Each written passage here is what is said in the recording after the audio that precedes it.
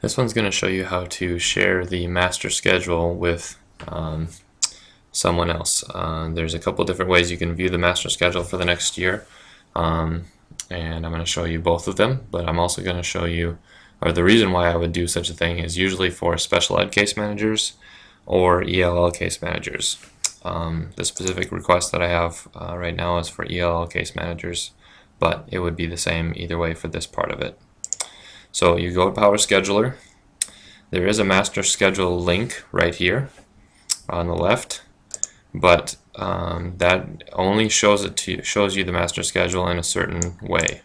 So your preferences are which periods you're looking for. In this case, I'm looking for all periods, but I don't have any classes in Innovation Hour or miscellaneous, which would be like case managers.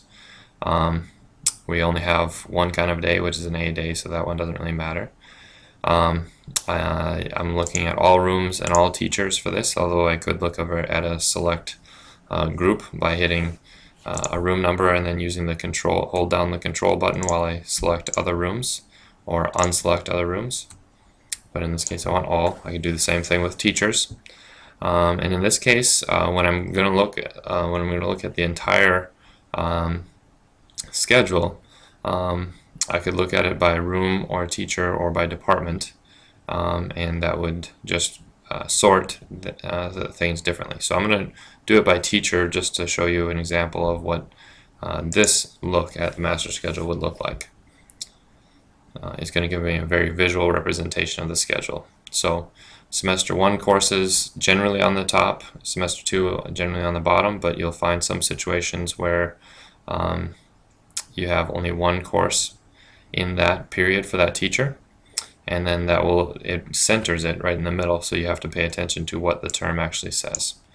So there's more I could say about that view, but for right now that's not the view that I want to use in sharing the master schedule, so I'm going to go ahead and skip that. I'm going to go to a different spot down here on reports, and then one of the reports is master schedule list. I'll show you the advantage of the list. So I get the same options again, and so I'm going to leave it with all rooms, all teachers, all periods, because I want to share the whole schedule. And I'm going to sort this one by course name, and you could sort it differently if you want to, but I'm going to sort it by course name just for I think ease of use for the people that I'm sharing it with. And when I get that open, it shows me every course. It shows me who the teacher is. It shows me what room it's in, how many students are there. So if I was an ELL case manager trying to find a certain course for my student, 21st Century Skills Geometry, I can see what periods that course is available and find one that's going to work for my particular student. Now the term is here, so you have to pay close attention to that. Don't get confused between terms and things like that, but generally our case managers are pretty familiar with using this list this way.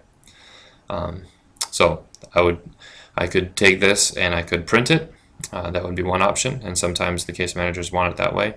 And what I've also done is I've highlighted from here all the way to the bottom, and then I can copy and paste it into an Excel spreadsheet, and that way they can filter and sort it the way that they want to. So some case managers want it printed, some case managers want it in Excel because they're more comfortable with sorting and manipulating the spreadsheet. So that's a handy tip when working with